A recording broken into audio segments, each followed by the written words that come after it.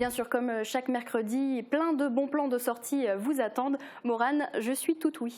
Et oui, alors sortez vos agendas. La semaine dernière, je vous le disais, il y a le festival Langue en scène à Sarreguemines et d'autres spectacles arrivent. Alors je vous rappelle les dates. Ce jeudi, c'est Alice au pays des Welches, signé le théâtre de la Choucrouterie. Ça se passe donc à l'auditorium du Casino. Le spectacle sera en alsacien et en welsh, mais surtitré en français. Ce samedi, dernier spectacle qui clôturera cette 4e édition du festival Langue en scène, Under de Brick, en plate cette fois. Idem, ça se passe à l'auditorium du Casino et pour ces deux spectacles, eh bien, vous pouvez réserver vos places sur le site internet de la ville de Sarreguemines, rubrique saison culturelle. Côté 7e art ce week-end, c'est l'avant-première du film Irréductible réalisé par Jérôme Commandeur, une comédie française à découvrir ce samedi à 17h15 au Cinéma Forum de Sarreguemines. Notez que le réalisateur sera là en personne pour assister à la projection. Attention, il reste des places mais il faut impérativement acheter vos billets à l'avance. Vous pouvez le faire via le site internet lescinémaforum.fr. Et on reste dans le cinéma mais du côté de Putelange. Cette fois, le Foyer des Lacs vous propose Twist à Bamako. C'est ce vendredi soir à 20h à l'espace culturel de Putelange-au-Lac. Un film qui parle d'amour mais aussi de socialisme. Pas besoin de réserver vos places, tarif 4,50 € que vous pouvez payer directement sur place. Et on termine avec de l'humour grâce au spectacle Santé de Julien Strelzik. Ça se passe ce samedi à la salle W de Vousvillers. Il reste des places, vous pouvez vous les procurer directement en mairie ou via les billetteries en ligne. Voilà Margot. Merci Morane, et aujourd'hui tu vas nous mettre l'eau à la bouche puisque tu as décidé de nous parler de crêpes. Et oui Margot, aujourd'hui c'est la Chandeleur et regarde ça, je vais essayer de faire sauter une crêpe en direct. C'était pas loin, voilà, bravo.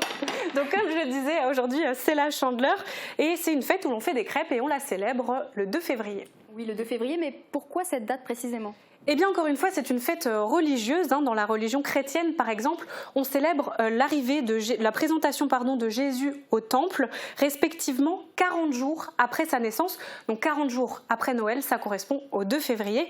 Mais la Chandeleur tire aussi ses origines chez les Romains pour célébrer le dieu Pan, dieu des bergers et des troupeaux. La tradition veut que les Romains parcourent les rues de Rome en agitant des flambeaux en son honneur. Ouais, c'est très intéressant, mais on ne parle toujours pas de crêpes. Patience Margot, je vais y venir, mais avant parlons de l'origine de ce mot.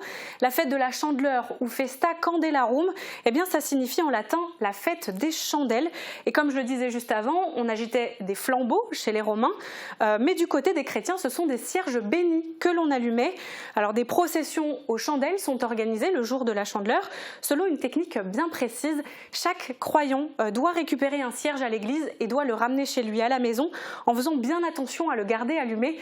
Un vieux dicton disait d'ailleurs « Celui qui la rapporte chez lui allumée, pour sûr ne mourra pas dans l'année ». Imagine la tête de ceux qui n'ont pas réussi. Et donc en gros, les chandelles bénies apportaient paix et amour et éloignaient en fait les mauvais esprits. Ok, donc la Chandeleur, on l'a compris, c'est la fête des chandelles, mais ça ne se mange pas, on parle toujours pas de crêpes en fait. Ok, donc l'histoire n'intéresse personne, j'ai très bien compris. Alors les crêpes, eh bien c'est bien plus tard que les crêpes ont pris place durant cette fête des chandelles. Un autre dicton disait « Si point neveu de blé charbonneux mange des crêpes à la Chandeleur ». Bon, encore une fois, ce sont les croyances religieuses qui ont poussé les gens à faire des crêpes. Décidément, ça a l'air facile. Un jour, le mec est venu, il avait faim, il a dit « Je vais balancer un dicton » et le jour d'après, il s'est rempli la panse. D'accord, donc c'est tout. Bah oui, c'est tout Margot, c'est aussi simple que ça. Mais t'inquiète pas, j'ai pas fini, parce qu'en fait il existe plusieurs traditions liées aux crêpes le jour de la Chandeleur. Alors c'est parti, numéro 1, il faudrait tenir une pièce d'or dans la main gauche lorsqu'on fait sauter une crêpe de la main droite. Si le lancer est réussi, eh bien c'était symbole de richesse tout au long de l'année. Donc apparemment cette année moi je vais être riche. Et numéro 2, alors celle-là elle est un peu dégueu mais elle est gentille quand même. Il faut placer une pièce de monnaie dans la première crêpe de la Chandeleur, plier la crêpe ou la rouler, vidouvilche, et la placer en haut de l'armoire de la chambre du maître de maison jusqu'à l'année d'après. On dirait une épreuve Koh-Lanta, le truc.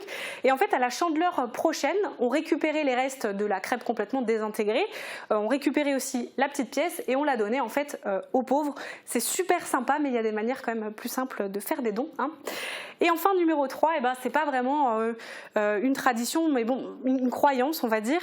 Pour certains, la forme et la couleur de la crêpe représenteraient le soleil. Et la Chandeleur marquerait donc la fin de l'hiver et l'arrivée du printemps. Mais s'il fait soleil le jour de la Chandeleur, eh bien l'hiver sera plus long que prévu. Je ne sais pas pourquoi, ça n'a aucun sens, mais voilà.